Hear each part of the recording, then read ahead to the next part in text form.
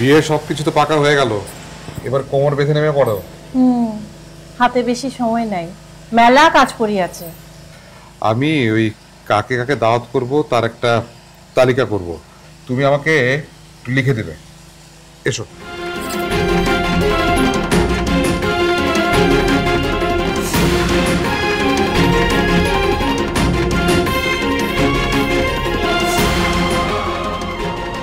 কি গো, রসুল আসেনি? এখনো আসেনি। আসমার সাথে রাস্তায় দেখা হয়েছিল, বলছে পরে আসবে। পরের ছেলে, আমি কি আর শাসন করতে পারি? এইভাবে বল না তো। রসুল তোমাকে অনেক মান্যি করে চলে, আর ও জানে তুমি ওকে কতখানি ভালোবাসো। আর এটা তো ঠিক, মার কাকাল ছেড়ে তোমার কাকালই তো উঠে এসেছিল ওই ছেড়ে, নাকি? তাই যদি হবে তাহলে তো একবার আমার কথা ভাবতো। ঠিক আছে, আজ বেটা আসুক, আমি কথা বলবো। তুমি কি বলবে? বলবো যে এইভাবে করলে এখানে আর থাকা যাবে না। না না, এইভাবে বলো না। মা মরা ছেলে, অনেক কষ্ট পাবে। ও যেভাবে থাকতে চায় থাকুক। তুমি তো মন খারাপ করে আছো। মন খারাপ করিনি, চিন্তা হয়। চারিদিকে যে অবস্থা, বেটা মানুষ কোথায় না কোথায় জুড়ে যায়। বাইরে যে অবস্থা। কে কে ওখানে? রসুল নাকি?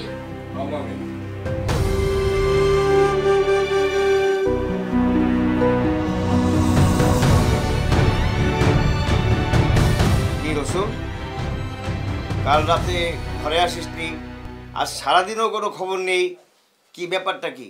আর এদিকে সব বাড়িতে সব চিন্তায় তোমার জন্য অস্থির, তুমি আনন্দে ঘুরে বেড়াবে আর এখানে সবাই চিন্তায় মরবে, এটা কি? হ্যাঁ, তুমি থামো তো। যা বেটা, তুই ঘরে যা। তোর চেহারায় বোঝা যাচ্ছে তুই অনেক খিদে পেয়েছিস। 2 দিন কিছু খাসনি নাকি? থামো তো, আর বকাবকি দিও না। ঠিক আছে, তোমরা বুঝো।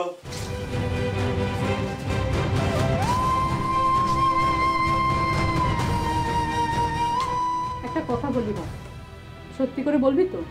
কি বলছো মামি? আমি কি কখনো মিছে কথা বলেছি? সত্যি করে বল বাপ, তুই এই ডাকাত দলের সাথে মিশিস নেই তো? মামি, তুমি বসে বসে ওসব চিন্তা করো বুঝি? আরে টাকার তোলা আবার কোত্থেকে এলো? কেন, সকলে যে বলে গ্রামে নাকি ডাকাত ঢুকেছে, পুলিশ তাদেরকে খুঁজে খুঁজে বেড়াচ্ছে। না মামি, তুমি ওসব কথা শুনে দুশ্চিন্তা করো না তো, আমি ওসবের মধ্যে নেই। তাহলে এই 2 দিন কোথায় ছিলি বাপ?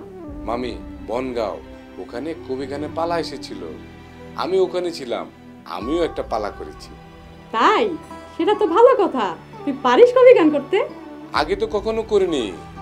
ওদের একটা লোক কম পড়েছিল, তাই মুখে ডেকে নিল হরিনাথ কাকু। লোক খুব হাততালি দিল আমার কবি গান শুনে। যাক, চিন্তা মুক্ত হলাম। এরপর কোথাও গেলি একটু বলে যাবি। তোর চিন্তায় চিন্তায় আমার কাজ কাম সব মাথায় উঠে যায়।